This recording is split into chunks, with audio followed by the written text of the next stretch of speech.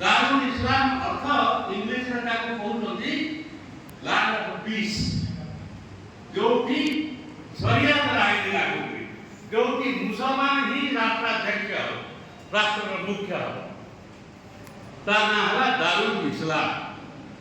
आ जो कि मुसलमान राष्ट्राध्यक्ष नहीं किंबा शरीयत आईन लागू होनी से हला दारुल हक।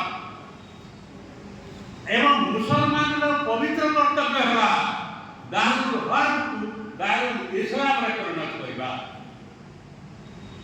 दारुल हक को दारुल इस्लाम रे परिणत करे। तेणु मुसलमान जो भी रहिबो, जो भी अछि से चाहिबो जे केमिति एक भूखंड को ए अंचल को मु संपूर्ण मुस्लिम करेबी, इस्लामाइट करेबी।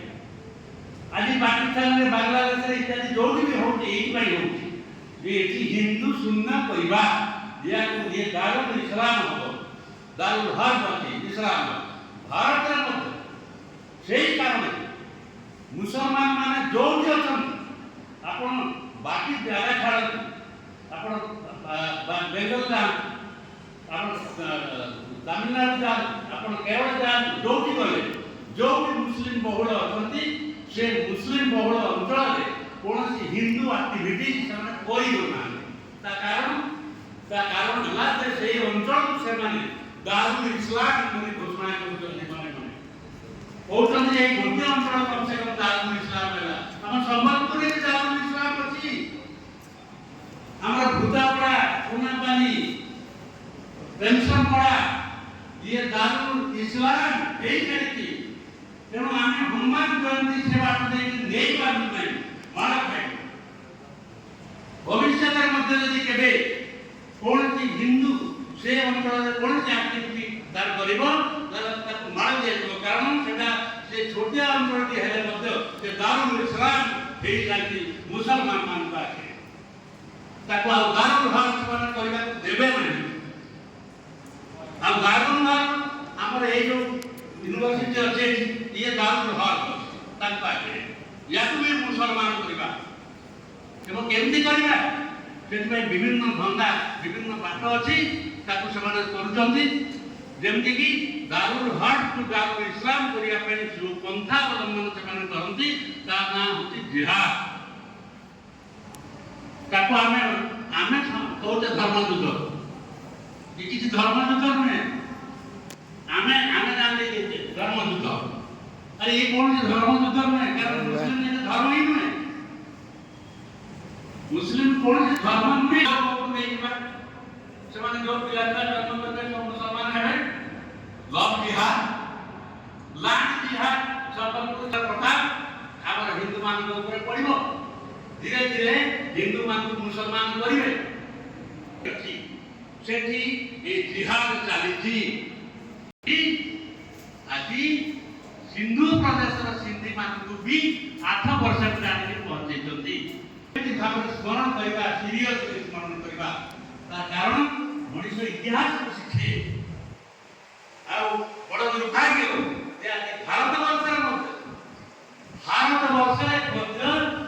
आज अनेक राजनेता क्रमे से सतर्क रहा इतिहास को शिखा आउ थे भारत वर्ष को विभाजन करने को दबा नहीं ये सुजोग आम मुसलमान मान को दबा नहीं। भारत वर्ष समस्ते निजे निभा एवं राजनेता मान सीधा से कहवा ये प्रकार काम जो मैंने न कर राजनीति को भरी जाए समय बेटी The two-nation theory works like एक लाइन एक कम्युनिटी का हाथ का आंदोलन खड़ा हुआ है। It divides a community, divides a nation. और नेशन कॉन्सेप्ट इंडिया में आप देखेंगे it is a place-based civilization. Civilization culture का विषय जो शिक्षा मंत्रालय का एक महत्वपूर्ण संस्थान है तथा भारतीय शिक्षा मंडल के अनुसंधान एकांश जिसको हम आरएफ के नाम से जानते हैं, रिसर्च फॉर रिसर्चेंस फाउंडेशन के संयुक्त तत्वावधान में आयोजित भारत विभाजन विभीषिका स्मृति दिवस के उपलक्ष्य में मंचस्थ श्रद्धेय प्रातः स्मरणीय डॉक्टर युधिष्ठिर लाल जी, परम श्रद्धेय जो इस सत्र की अध्यक्षता कर रहे हैं ऐसे प्रोफेसर चक्रधर त्रिपाठी जी, डॉक्टर विपिन नंदा जी जिनके कुछ मुखारबिंद से हमने सुना और प्रयास किया कि उड़िया के जो संस्कृत शब्द हैं उनमें से कुछ बातों को मैं सुन सकूं, समझ सकूं। और श्रद्धेय अग्रवाल जी जो स्वभाव से और सौभाग्य से मेरे बगल में विराजित है, उनसे मैं कुछ बिंदु आदरणीय नंदा जी के उद्बोधन के पूछता रहा और कुछ समझने का प्रयास किया।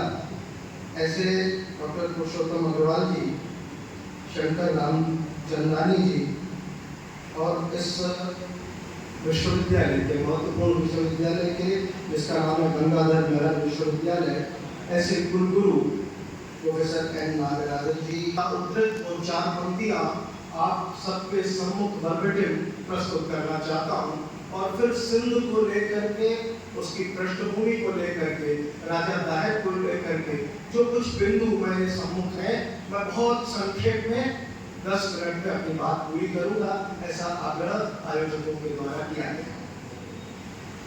भारत देश के यशस्वी प्रधानमंत्री श्री नरेंद्र मोदी जी ने 15 अगस्त सन 1921 के दिन लाल किले की प्राचीर से स्वतंत्रता दिवस के उपलक्ष्य में अपना भाषण देते हुए स्पष्ट रूप से कहा था, हम आजादी का जश्न मनाते हैं लेकिन बंटवारे का दर्द आज भी हिंदुस्तान के सीने को छलनी करता है।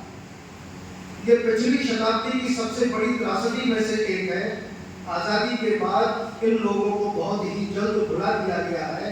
कल ही भारत ने यह भावुक निर्णय लिया है कि अब से हर वर्ष 14 अगस्त विभाजन विभीषिका स्मृति दिवस के रूप में याद किया जाएगा। जो लोग विभाजन के समय अमानवीय हालात से गुजरे, जिन्होंने अत्याचार सहे, जिन्हें सम्मान के साथ अंतिम संस्कार तक नसीब नहीं हुआ, उन लोगों का हमारी स्मृतियों में किसी भी चाह था कि अखंड भारत खंडित हो जाए। कुछ नीति नियंताओं ने अपने मन से उस अखंडता को खंडित किया और निर्णय ले लिया। क्यों? क्योंकि हम सभी ने सहज भाव से उनको नीति नियंता बना दिया, उनको नीति निर्माता बना दिया, उनको यह अवसर दिया और यह उनको इतना अधिकार दे दिया कि वो देश के टुकड़े कर दे, हमसे बिना पूछे देश के टुकड़े कर दे, पूर्व में और पश्चिम में और जिधर चाहे उधर से टुकड़े कर दे। और एक विमर्श पैदा किया गया, झूठा विमर्श, कि ये दो मुस्लिम द्विराष्ट्र सिद्धांत के आधार पर ये टुकड़े हो रहे हैं। मैं आप सब लोगों के सम्मुख ये प्रश्न